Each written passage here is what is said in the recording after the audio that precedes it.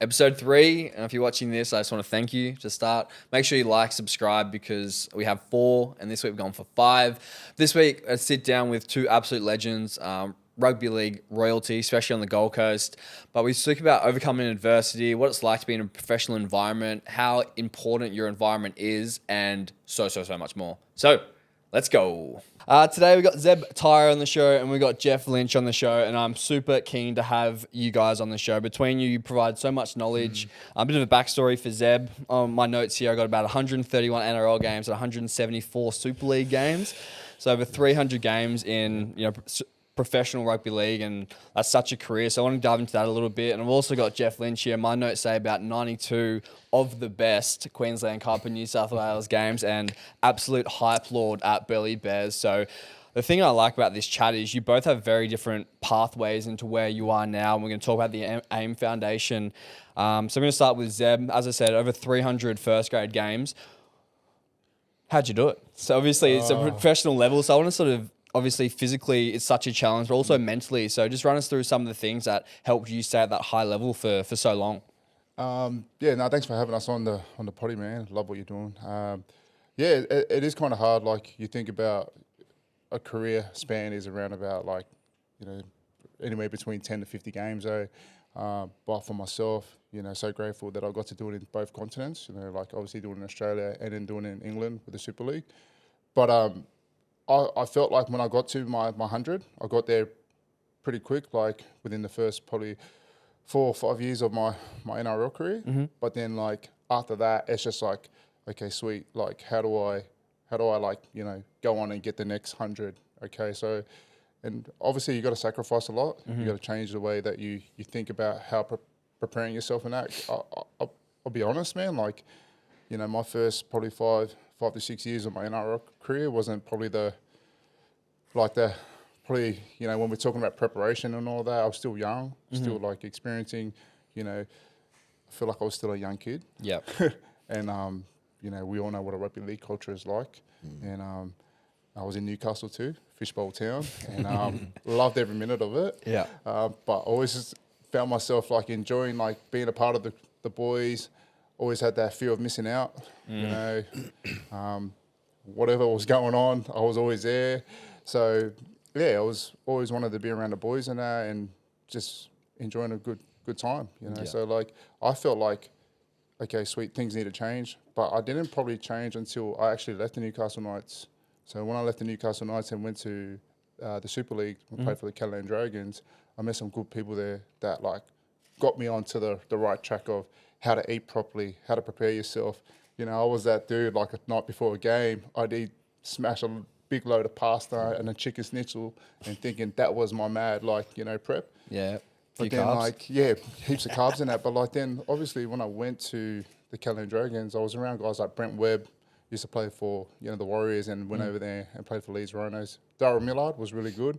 All taught me about diet, like the paleo diet was popular back then. Yep. So started doing that, and I started noticing that like I was getting more energy during games and all that kind of stuff. So I started learning how to be professional off the field, if I can say. So not like going out and doing things. And I had a young family then too. So my oldest daughter was born in Newcastle, and so when we went over to France, sort of went over there with a family. Yeah. So that sort of like changed my mindset as well. Okay, so if I want to provide for my family, I need to stay at this level for a very long time. So, a lot of sacrificing, a lot of times where I had to say no to the boys of going out and doing things with them, like on a night out, like after a game and that. But I felt like I started getting sensible towards when I went to the Super League the first time. Mm-hmm. And then when I came back like as, I did 3 years in the Super League and I wanted to come back and retire in the Gold Coast. But that didn't eventuate. Came back, played 1 season here. Felt like I had a really good season here. Mm-hmm. But then I shifted back over to play for a team called St. Helens, where that's when it just raised the bar even more. Just like the people that I was around, just some legends of the games over there, So just learning off them, and just taking little bits of different people to learn how I can prepare better for my game. Yeah. No, that's cool. I think some of the key things picked up there was the sacrifices.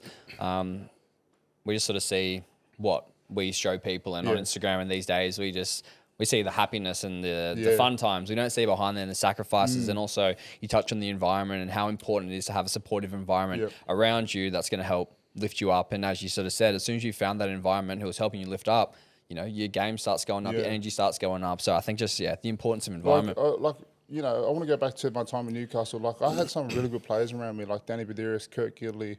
Learned a lot from them dudes on how to prepare and that. But at the same time, I was still stuck in that mindset of being a young kid. And after my first 3 or 4 years there, like, I had to, like, try and take on, like, being a leader. And I probably struggled with that, knowing that I still wanted to be that dude that wanted to get out, be with the boys and do whatever I wanted to do.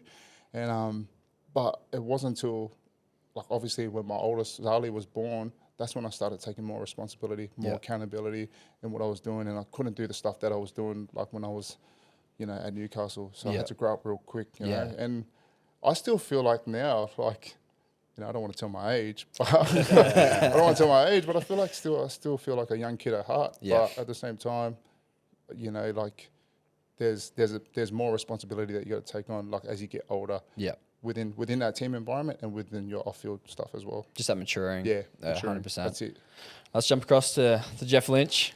Obviously, we spoke about 300 games, and sort of on the opposite, I think you may be the unluckiest player to have ever played the game. And I sort of want to touch on that because I've seen you obviously play at Burleigh, and you can never knock your effort and your performance. You're always there and you're always turning up. And I think is it 4 ACLs? Yep, 4 ACLs. How many shoulders? 4 ACLs, 1 shoulder reco. I've done my MCL on my right knee 3 times, and a lot of other little things in between, but they're the major surgery ones for sure. So obviously just such an up and down, and you just kept battling through, and you still managed to get, you just listed probably write an essay on all your injuries, and you still managed to get that many games out. Sort of want to touch on your mindset and how you got through some of those tough times when read a few stories, like you moved to Canberra and you get a few injuries, you got no one around you, you go to Burleigh and there was one stage you didn't have any work because you're doing landscaping, and then you just got no support to provide you. So how did you get through it? What are some of the mindset and things that helped you succeed and get through?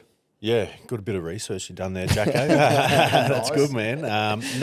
I'll take it back to the start, really. It's I remember at the start of my time at Canberra, obviously moved there when I was 16, going on 17. I didn't have a contract for them to move me over there and put me in with a family, but it was at that was at the stage where I knew school wasn't for me, and I was really into my golf at the time. Like, I was playing, 18, 36 holes a day just in my spare time, just to, there wasn't too much to do out where I was from, 10,000 people out there. So we'll do that.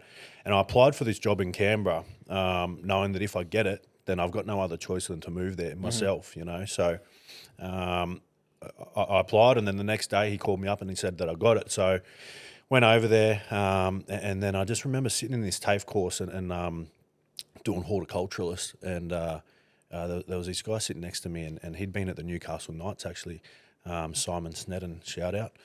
He said that he was at the Knights, he made New South Wales, this and that, and he was showing me photos, and I just remember him saying, look, he did 4 ACLs as well. And he said he had to retire, and that's why he was doing this horticulturalist apprenticeship.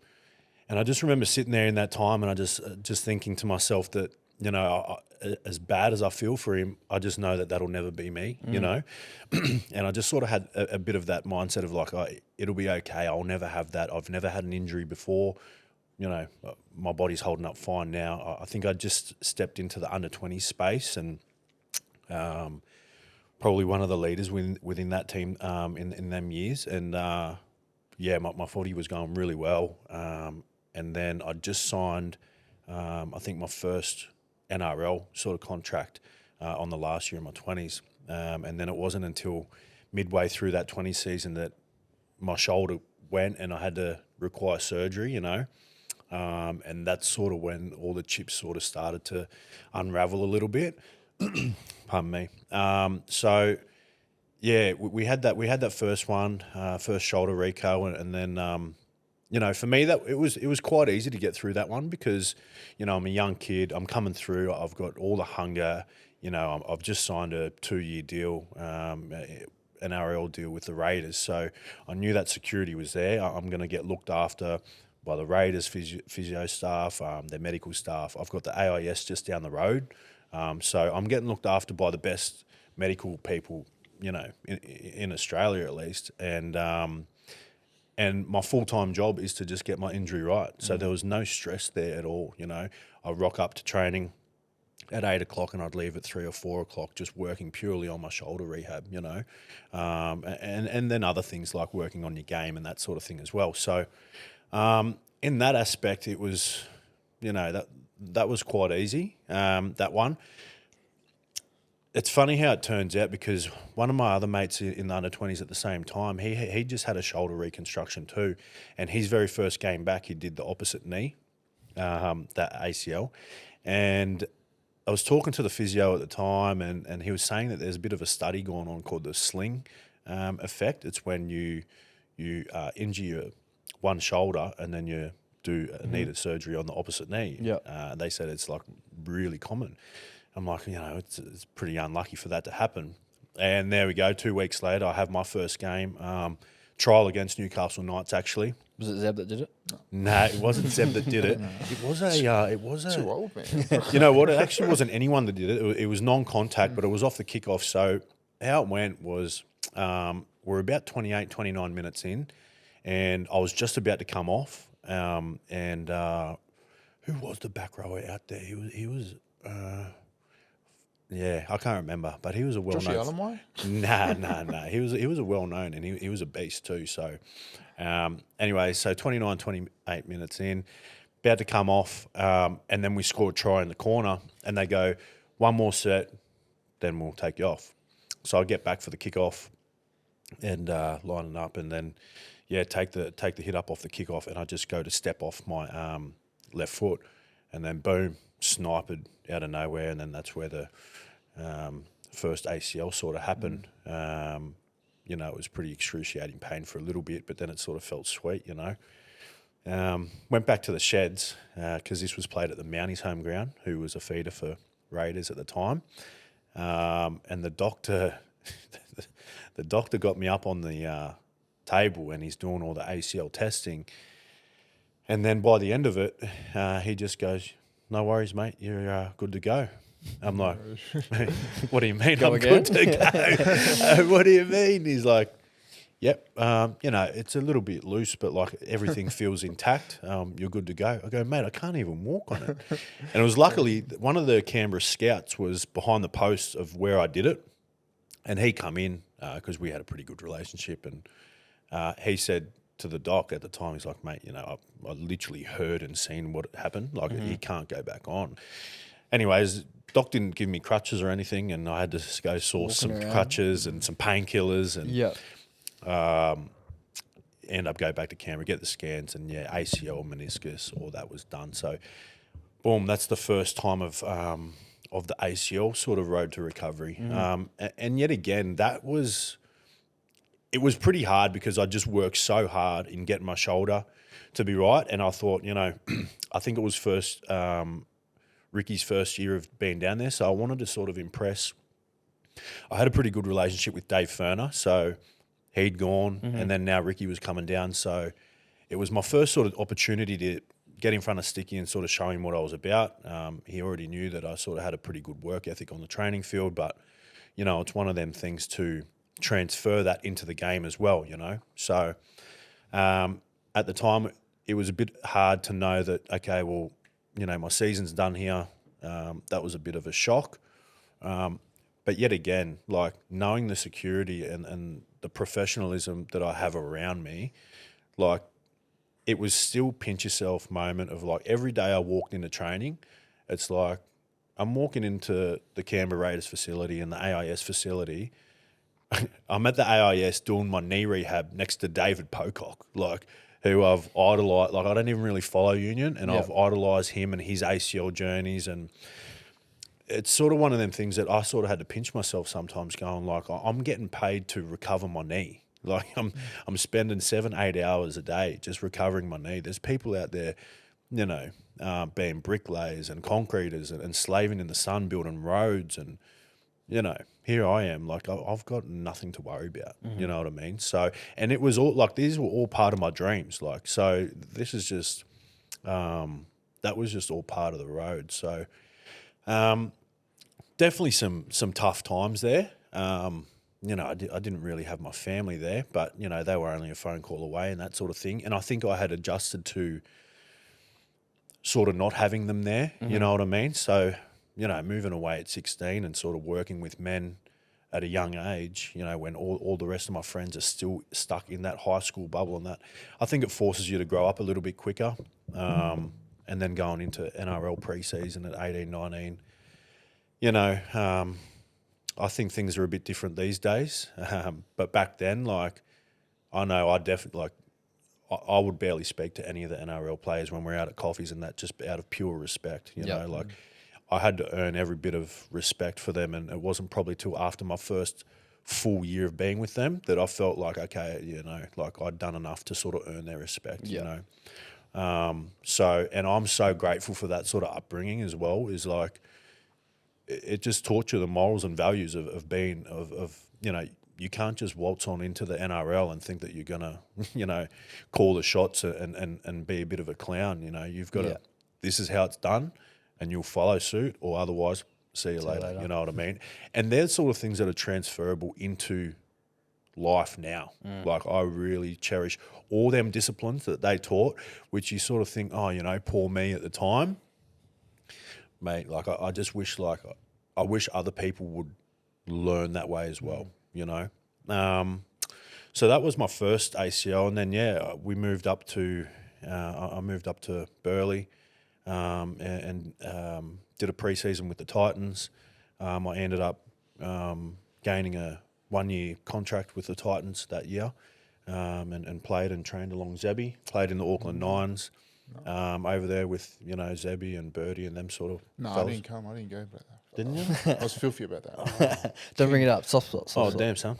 well, Zebby was in the squad anyway. You know what? I was trying. I was going, come on, Box. We were saying, come on, Box. You got to get me in this squad. And he goes, nah, mate, you're too old. You're too He's old, doing the mate. speed on the side. Look at Buster. Look at Buster. And I was just jealous when they were training for it. And I goes, man, I should be out there, man. Come on, man. I would have traded me Auckland's for a NRL jersey, but anyway. But no, so that was good.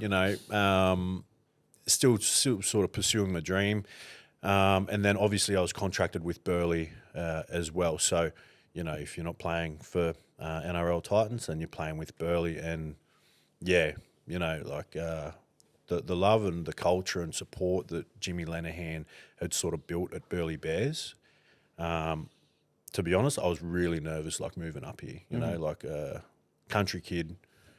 Moving to Canberra, like that was a big step at the time for me, like, because Canberra's seen as like a massive country town, but it's only a couple of hours away from family, whatever.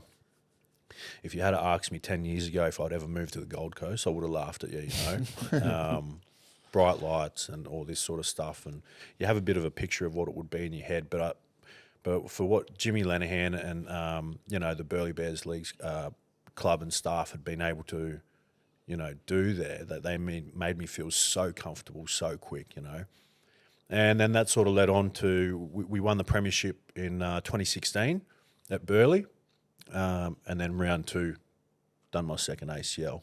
And that was sort of like what you touched on before. I wasn't in an NRL system then. I was doing landscaping.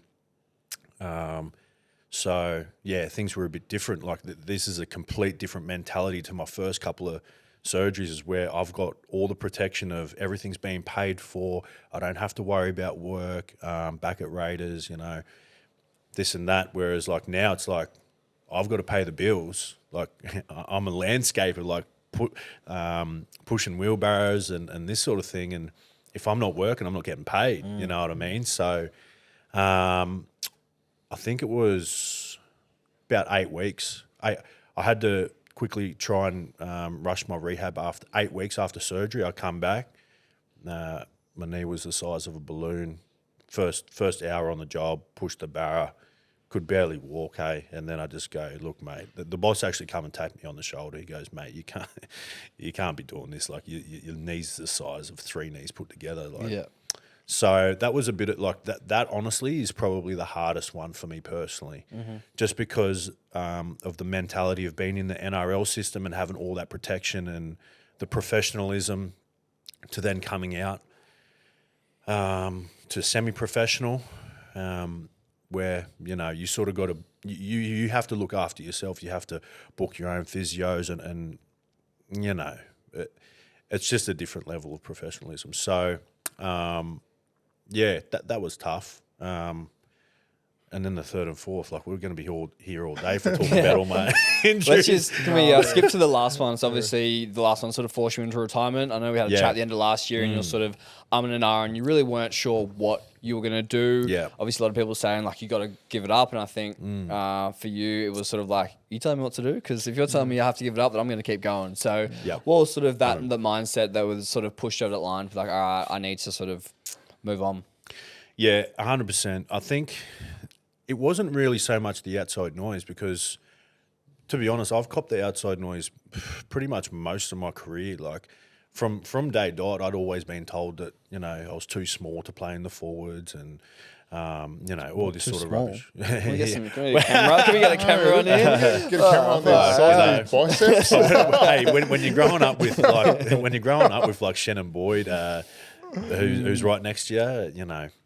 You are too small. But to be honest, so there's always been that outside noise, and I'd always sort of had a bit of a a bit of a chip on my shoulder, to be honest. So I enjoy that, But it was one of them things. Like a lot of people had told me after my third, even some of my best mates told me after my third one that I should give it up. But I just knew within myself, like, if I can get my knee right, my footy was the best footy that I was playing. So, like, if I do my testing and my knee isn't going well, then obviously I'm not going to play because I don't want to. The game's too fast and too hard to go out there and play half-assed and not tick boxes to be out there and be the best version of yourself. Like, I don't want to be remembered as someone who just, he come back from his ACL and then he sort of looked like a bit of a muppet, Yeah. So after the fourth one, I signed with Burleigh. I'd had all intentions. I did the, my rehab up until Christmas. We had the Christmas break. And I just remember, my family come up here for a little bit of a visit and I took the Friday night off training to take the family out for dinner and stuff. And I just remember driving past training. And to be honest, like, I almost enjoy training more than playing, just because I think I'm so accustomed to it. It's my lifestyle. You know what I mean? Like, I'll go to the gym once or twice a day, every day, not because I have to, just because I want to, and it makes me feel good. So we drove past training, and I literally remember saying to my partner that I couldn't think of anything worse to be right now. And I was so excited to be picking up my family and taking them to dinner instead of looking over there and seeing these boys training, and that was the moment right there and then. There was no planning. There was no nothing. I called the CEO and said, look, mate, I think the time's come. I've got to part ways. And he was awesome about it. They've been absolute studs about everything that I've ever done or needed. And I'm still involved in the club today, but that was the moment. Like, it was literally that. There was no planning towards it, and there's been no regret so far. That's good to hear. Let's jump back over to Zeb. So I sort of want to ask a similar question. You played top league for 15, 16 years, plus. What was your mindset and decision? How did that process go for you? Just knowing, all right, this is time. Obviously you got a family and everything, and I'm assuming footy would have paid the bills for a long time. So it's now, all right, well, if I stop, what am I going to do? So how'd that go for you? Yeah, it's it is tough. You think about, like, you're doing something that you love for so long, and you have to up and leave. Walk away. It's like you're walking away from, it's your life. It's your identity. We speak about identity, okay? So, and rugby league was my identity, and it still is today. But it happened during like the COVID period. Okay, so we're 2020 in England. You know, it was miserable. We're locked down for about maybe a good 2 months. Like, couldn't do nothing, couldn't leave the house. Like, it was pretty torture. But like at the same time, like you have a look, you think about what you've done in the game, and you know, for myself playing professionally for so long, I was grateful for that, so grateful. But then, okay, I've got to start renegotiating, like to play on, because I could physically and mentally keep playing on in the Super League, easy, could easily do 2 years there, okay, but can see the strain that was putting on my wife, the stress that was bringing it on, and then like I think it was time to like really think, okay, gotta stop thinking about yourself, because that's what we tend to do as athletes. It's like you want to be a professional athlete and go out there and achieve your goals and your dreams. You know, you got to be selfish. You got to sacrifice a lot. You got to go out there and work hard to be an athlete.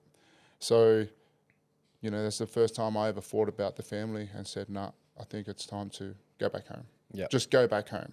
Didn't really put, like I said, I was retired from professional rugby league. So the hardest thing was I made a phone call to Christian Wolf and asked him, hey, you know, do you see me being part of the plans going forward for St. Helens? Because it was only his first year. And like at the time he was like, you know, he was pretty much struggling because he was coming in and like we just won the comp at St. Helens in 2019 and we hit COVID and we started the year off pretty poorly. So then like he had time to reassess during that COVID period, and you know I was having conversations with him to ask him, what do you see? And like he pretty much said, like, you know, I think you probably need to really think about, you know, what's going on like with yourself, and tell me in a nice way, which is, I respected that. So, and then that's when I started like thinking, man, shit, is this it? Is this it? Is this it all coming to an end? And like I felt shit, eh? I can't believe I've got to fucking like, you know, walk away. Sorry, excuse my language. I can't believe I have to like walk away from the game that I know that I can physically and mentally play for the next 2 years. Yeah. And I didn't want to go to another club in the Super League. I didn't want to chase another contract, and I knew that I could have, but I didn't want to do that because I just felt, nah, time to start thinking about the kids and the family. So yeah, that's when I thought, okay, sweet, caught it during COVID, that I'm gonna go home and let's finish on a high. So the good thing was I had the best ending towards my Super League career. We ended up coming out of COVID, a different team to what we were when we went into COVID. We were just coming out and we were just blowing teams off the park. I got a lot fitter. I started like getting myself prepared. Like it's a new season for myself, getting ready to finish off this season and go home and retire. And yeah, we ended up winning the comp that year. And you know, Fairy tale finish. Yeah, fairy tale finish, back-to-back champions. Like I love saying that. But yeah, and then it was. I felt like that's when I felt, okay, sweet, I'm happy. You know. But then when I came home, it was just crazy. Ended up playing a Q Cup for Wynnum. I tried to go to Burleigh, but that didn't eventuate. But then I ended up like I transitioned out really slow. So I went and played a year in Q Cup, which helped like build up some good connects there. Then came back and just finished off in the local league comp in Gold Coast and loved it, and transitioned out really slowly. I think that's probably the best way that I could like do it. And yeah, I can't picture, like you said, like you just knew when you walk past a training paddock and you go, nah, I can't see myself doing that. Yeah. So yeah, it was. I could probably physically and mentally play if I really wanted to. I saw you at the Nines at the start of the year. You could if play. I really wanted to, but I don't want to be that dude chasing contract, chasing like, oh, how much are you going to pay me? How much are you going to pay me? Nah, I think rugby league's done a lot for me. You know, it's made me the person I am today. I just don't want to be that person, keep chasing just a quick buck. You know, you got to think about life after footy. Think about what's your next opportunities in life, and go chase that instead of like, you know, you still got the identity of being a mad like rugby league player, and you know you can still match it. Yeah. But at the same time, you know, like I don't want to get injured anymore. I don't want to get sore off the games and that. Yeah. Like I love the way my body feels at the moment, and I love training, and I love, you know, testing my body out when I'm going and doing these runs and, you know, these little community events that I'm going to be going in soon. So, yeah, that's it, man. Like, That's cool. Yeah. I love that you sort of talk about that change of identity. You sort of referred, and I sort of see a lot of people trying to get away from the rugby league isn't my identity, and Yeah. you sort of admit then it is my identity, but there's more to it. Yeah. So I think that's such a key message is, yeah, your sport is your identity for now, but it's not all your identity. So I sort of want to, you spoke about the exit plans, and I want to sort of, what was your business background coming out of there? Because obviously you got the AIM Foundation, that's going up and that's running. We'll touch on that quickly, but during your time playing footy, did you sort of know that you wanted to run your own business, or do you have any idea of what you want to do post-career? Yeah, so I know when I came back, like that, like I felt it wasn't good feelings, eh? Like I just felt, man, I need to get back, and I just want to, like, I want to start something. I don't like, I'm that person. I don't want to go into a 9-to-5 job. I refuse to. And what happened? I came back and I started working at a high school, and and obviously spent 2 years there, but learnt a lot. But my initial plan was to come back and try and run my own facility, run my own gym, do all that, because I love training. As Jeff mentioned that too, we all just love being part of an environment, a community. That's what you get, like when you're part of that team environment. So I wanted to do that, but sort of like that didn't eventuate. So sort of like went in, worked at a high school, and then learnt a lot about just working with youths, just youth development style, just being a youth worker, and learned a lot about, okay, how can we do something to help the community out with, like, because we've got a lot of troubled youths out there, a lot of disengaged ones. The school curriculum's not for every single kid out there, so it is a bit of a struggle at the moment. So, and that's how, like, that's how we probably pretty much started. We, like, for me, I live in Mudgeeraba, and I'm traveling up to Marsden every single day. Yeah, a lot of time to chat with people, and phone calls to Lynchy. Lynchy, man. That's how it started, bro. Like a lot of phone calls, man. Just like, hey, man, how's everything with you? I think we crossed paths when we played against each other in the country round. When we played against you guys at yes, I don't know where that was, but it was a Middle country of round in freaking Q Cup they have every single year. Stanthorpe somewhere. Yeah. But like he was going for a job at Kibra Park. that's right. Where was that? Chinchilla. Yeah, Chinchilla. He was going for a role at Kibra Park, and I was going for a role there too. Sorry, this has to have to drop this out. Yeah, but like obviously the role went to the better man, and like obviously I got to stay at Marsden and shout out to Andrew Peach, awesome dude, principal there at the time. Do you want to shout out keeper, principal, or anything? Any keeper shout outs? He rolled out this athlete wellbeing program, and I was running that for a year there, and I loved it. But I just thought, hey, in order for me to grow a bit, I probably need to move away and give my all to the AIM Foundation, and that's what we've been doing. So Lynch has been a bit quiet, so we'll throw to him. Yeah. Can you give us a rundown of the AIM Foundation? So anyone who doesn't know what the AIM Foundation is, what is it, and what's the message you're trying to achieve? Yeah, so AIM, first of all, stands for Achieve, Inspire, Motivate. So, as Zebby was sort of saying, we just wanted to create something to help it's to help any youth really between 12 and 17 that wants to participate. But our main focus is the disengaged youth.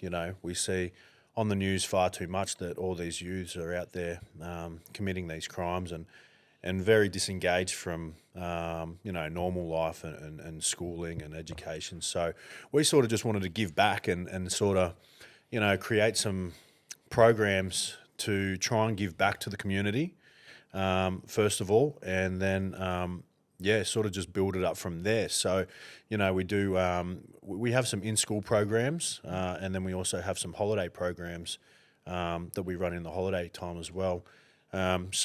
We've been slowly chipping away. We've collabed with a couple of other charities as well, doing some events, and I feel like we're just sort of starting to break through into the areas that we sort of want to break through to. We want to become an RTO, and then we also want to have our own facility. So we get the facility, that's our base where we can pretty much do everything from there. So that's the goal. If we have the facility, that means we can provide more for our more for the youth of the Gold Coast. So we just gotten our first government grant a couple months ago now. So that's exciting. So It's always a hard one, the government grants, but hey, let's chip away and keep Yeah. applying for them. Zebby and our other director, Andrew Tokolo, massive shout out to him. He does all the heavy lifting behind the scenes. You know, he's the You guys man- just the face, eh? No, Just the hot stuff. Yeah, no, he's awesome. He's an integral part of what we do. Same as Zebby. Like, man, the amount of hours that these guys put in is admirable. So, you know, so grateful to have them as business partners. But yeah, the amount of government grants that we go through, man, and you get knocked back so many times. Like, we've probably applied for easily over 50, and we've just broken through and got that one now. So we're sort of hoping that we can sort of, you know, keep showing that the data out of our programs is working. And from what we see, it is from the cohorts that we've had. So it's just literally just getting in front of face and doing the programs. And, you know, like, just us in ourselves is probably not going to fix too much, you know. But if we can fix 1%, then it's 1% more than what was before. So, that's pretty much how it started. I just want to touch on that. Like, you think about, like, you know, what Jeff was doing at Keybrand and what I was doing at Mars, and like, we'd always bounce ideas off each other of like different external organizations to come in and deliver programs in it. And I go, and that's what sparked it pretty much, like thinking, man, we could probably start our own thing and go into schools and deliver these programs and, like, you know, obviously leverage off our profiles. So that's the direction that we've gone in. Like, if I can, you know, name drop a couple of people, we have Eddie Pettibone that's came in and facilitated a couple of our Thrive programs. Shaylee Bent and Brianna Clark, they did it up at a school up at Ipswich called Laidley, and that's a bit of a hike, but they loved every minute of it, them two ladies, and they're part of the WNRL. So they use their experiences to deliver and facilitate our Thrive program. Yeah. So then you think about another fellow that I can, ex-Wallaby, Joe Tamane. Yeah, you know, he used to be at the Titans, and he's facilitating our Thrive program in the busy schools. So we've got good connects with, like, obviously Miami Stay High. I've been doing it there, and then you know, traveling up to Busy sometimes and going up to as far as Ipswich to help out the ladies that were facilitating up there. So yeah, it's and I feel like it's crazy when you think about the profiles that we bring in to deliver our programs. A lot of the kids engage and they want to know, oh, you know, tell us about your rugby league career and how'd you get there and what did it look like? And they're just in awe. Okay, so I think that's us doing our job. Like, when you get into a school and then you start, like, teaching them, okay, how to be respectful, how to be honest, how you can use these traits to better yourself within the school environment.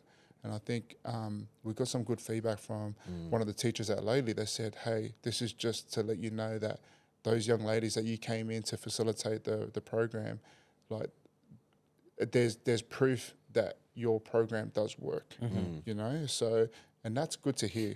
For sure. That's good to hear, and that's know that you're definitely ticking boxes. But it is a slow grind, you know? Yeah, I think just on that, I think we can sort of get a bit disheartened sometimes because we're putting so much effort and so much energy, and, you know, and it's not really a monetizing, money rewarding sort of business. You know, it's more, you know, giving back to the community and sort of and helping the community in a sense, you know. And we can sort of get a bit disheartened sometimes, thinking we're putting all this energy and effort into it, and we're not really seeing. We're not seeing, like, when they leave us, we're not seeing the results, you know. But on the other hand, you know, we've had some really good feedback, you know, from parents and that have said that, you know, they would recommend our like, they pay $150 or something for their kids to go into these rugby league programs. But they said, like, as long as we're having our program, they'll always come to our program just because of the pure fact that they can learn rugby league skills and fitness skills and gym skills anywhere that they want to. But the one thing that they don't learn is in our program booklets is how to be resilient, what resilience looks like, you know, how to bounce back, you know, just being, like, respectful and honest and empowering one another to be the best sort of versions that they can be and, you know, help building that self-esteem and understanding who they are as a person and where they sort of want to go to without getting too deep into that, you know. So that's sort of the point of difference between us and some of the, you know, other sort of organisations out there is that, you know, we sort of, we do the fitness stuff and the games and a bit of the training as well, but behind all of that, it's about trying to get to know the individual, what makes them tick, who they are as a person, their insecurities, and just having them honest chats and sort of trying to chip away and sort of give them the tools for their tool belt, so then when they do step out into the real world or to school or you know, they're not left there with nothing to use, you know. Yeah, no, that's great. 'Cause my next question was sort of what are you trying to teach when you covered that, and you just covered so many. Obviously, we both have spent time at Keebra, and it's not just Keebra; it's all schools. There's just a lot of lack of respect in a lot of use, and you sort of identified that with telling the news, and the news only shows you the bad stuff, which sucks. But there are a lot of good things, and there's people like you doing a lot of good things out there. So it's great to see. One thing I do want to touch on is you sort of touched on before how hard it is to get grants for someone who's maybe they're finishing footy or they're finishing their sport and they're trying to start business. What are some of those, some other barriers and struggles that you'll face early on that you sort of just have to get through? Definitely funding. You know, when you think about like, okay, sweet, you got an idea, you want to start something. Okay, sweet. What's our connects? What's our networks that we can go vibe off in? So we've been lucky enough to have a few good sponsors that have been chipping into us from day dot. And they've been great, but like the money just goes out as fast as we can, you know. But like in the fact of starting the charity, I know you pretty much built all of the blocks behind doing that. Yep. What were some of the challenges that you faced? Like I know there was a fair few challenges. Yeah, there was. So like, you know, obviously choosing the right sort of like structure, you know, like I remember setting up the AIM Foundation myself and setting up as a normal proprietary limited as a non-for-profit, but because I rang up my accountant that I've had for yonks, I don't know why I rang him up, didn't ring him up first, and he said, mate, you've done this totally wrong. So if you want to set this up properly, you need to set up like this. Yeah. So we set up as a limited by guarantee, needed 4 directors. So, you know, obviously there was myself, Jeff, and Andrew, and obviously there's my wife there in the background as well. So there's 4 directors there, but like when you think about it, that's just the start. Then you've got to register through like as a non-for-profit, you got to register through the ACNC, and then like get like you know choose what charity subtype that you are and all that kind of stuff. And then that's not the final hurdle. In order for to get all these good sponsors and all these donors to donate to you, they want to, like, there's obviously a bit of a tax exemption for them. So then there's this thing called the DGR status. So it's a deductible gift recipient. So we have to register for that. So there's a lot of stuff they need to go on. And once you get all that, I consider that the bells and whistles of owning a non-for-profit business. Okay, so once you've got all that, then you just have to stay true to your mission. And I feel like we've done all that. We've ticked the boxes. We're staying true to our mission. But it's just like, you know, it is a slow grind, you know. So like, it's like, don't expect, you know, if you're going to go into the non-for-profit game, don't expect things to be taken off within the first 5 years. Maybe it might take 10 years. But if it shows that you're truly committed to that process of waiting it out long, you got to make sure that you got something else there that's going to give you a bit of a stable income to know that you're doing the non-for-profit, and then you got your other business ventures that you want to go off and do. Just want to sort of take us to the next question is, you talk about, it might take 5-10 years for financially, but what sort of, last week I had Ant Mitch on the show and he talked about having a North Star and a reason to get up. What sort of, obviously you've sort of touched on it already, but what are the reasons that you keep going when you're trying to stop your accounting process and when you're trying to get the grants and when you're not getting immediate feedback from the students and the parents? So what keeps you going and what motivates you when nothing looks good?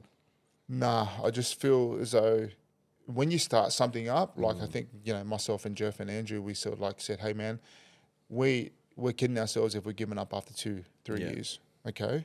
So we do have a time frame, like, after 5 years, we'll probably reassess where we're at, what we've done, how many lives we've touched, like how far we've gone, and then see, do we have the energy to keep going? Because but for me, I enjoy it that much that I just know that I like going out there and mentoring and empowering people. So that's part of my drive. And I'd say it's the same with every one of us. So yeah, we are busy. We're and we do invest a lot of time in what we do besides the foundation. But having charity events and all that kind of stuff to generate funds for us to put back into the community, that's definitely that takes time and effort as well.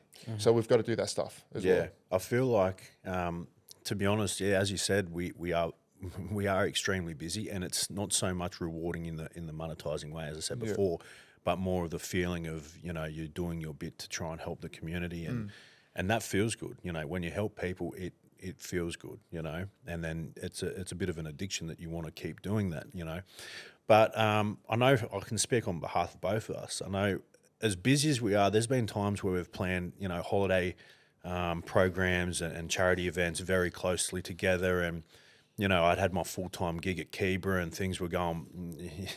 There's never a dull moment there, and it's pretty, it's pretty full on there. You know what I mean? So things can get. We get caught up and life gets busy. And I know sometimes, when we're rocking into the holiday programs, it can be a bit like, damn, how many more of these are we going to do? Yeah. Because I'm sort of burning the wick at both ends here. Yeah.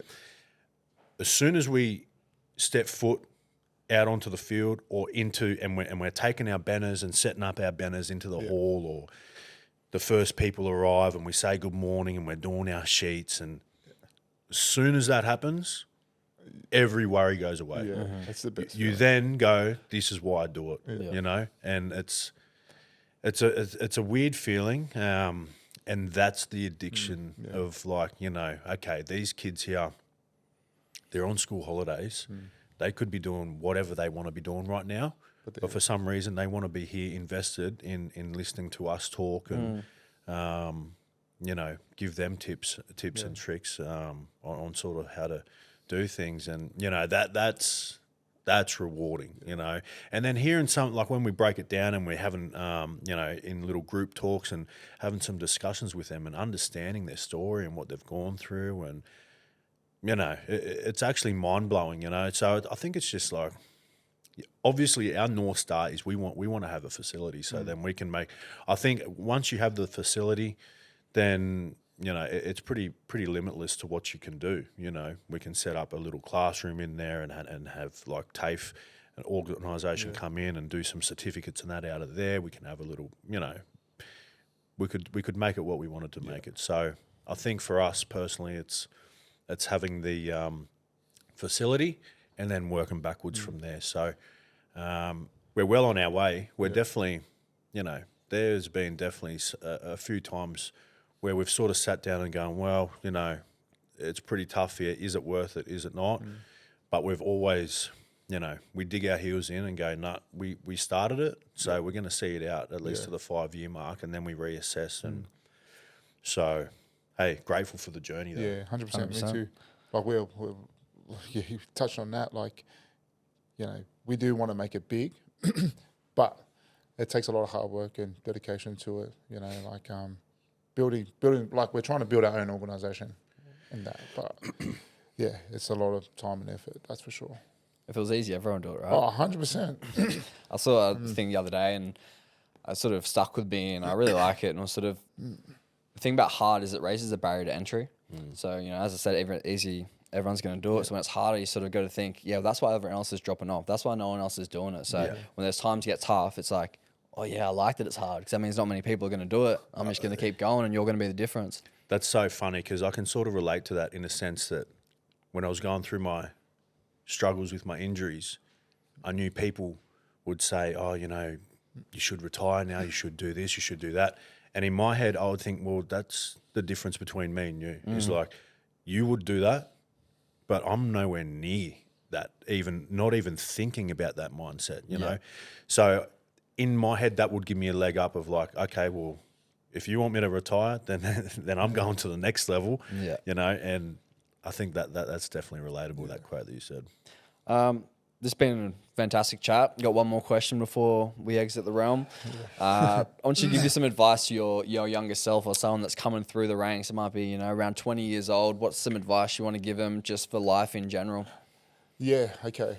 I like this question. So for myself as a young person, definitely try and take more risk, you know, within life. And then don't be shy. Don't be shy. Get out of your comfort zone. Learn how to, you know, you got those opportunities within that professional environment to go out and network and even the power of leveraging is massive. Like build your own brand as a young kid and learn about business, learn about like different types of business and how you can educate yourself on that. Because one day you're going to probably realize that you want that same fix as a professional athlete.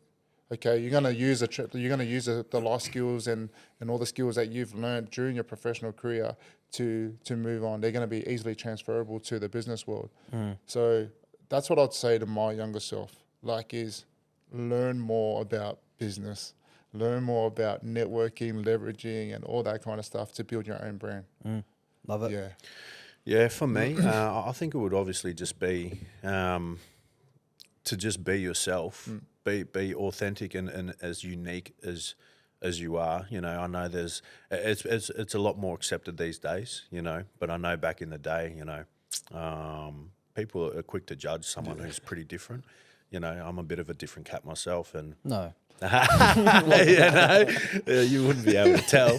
But no, just be yourself. But then also on the other side of things is just embracing whatever you're doing at the time, just embracing the process to get to wherever you want to get to. You know, whether that be in footy, whether that be to get to uni or whatever it may be, a business plan, just embracing the process of day to day, just ticking the box and doing what you need to do instead of continually thinking about, you know, this is where I'm going to be in 5 years and that's where I want to get to, because, you know, I was quite guilty of it at the time and back at the Raiders and that sort of thing. When I was in under 20s, I was sort of thinking, okay, in 2 years, I want to make my debut in 2 years and I want to do this. And then literally, you know, by the click of the fingers, you're not with the Raiders anymore, and then that's sort of gone and you're sort of left wondering, and that time sort of just gets away on you, you know. So I think just embracing everything and, you know, time is our greatest asset. So, you know, using it wisely, I think. I think that's a great message to finish on, and just enjoy the journey. It's not about the destination sometimes. You just got to embrace the day-to-day and not always look forward. And I think we're all guilty of doing it. So that's such a great message to finish on. And thanks again, boys. Where can they find you? Shout yourselves out. Yeah, you can hit us up on Instagram. Instagram at the AIM Foundation, Facebook. Our website, aimfoundation.org.au. So if you ever just inquire about our school programs or our holiday programs, reach out and our team will get back to you. Absolutely. Hey, thank you, Jacko, for having us on. Really appreciate it, my man. Thank you. All right, that's the pod. Episode 3 done. Let's go. Let's get it.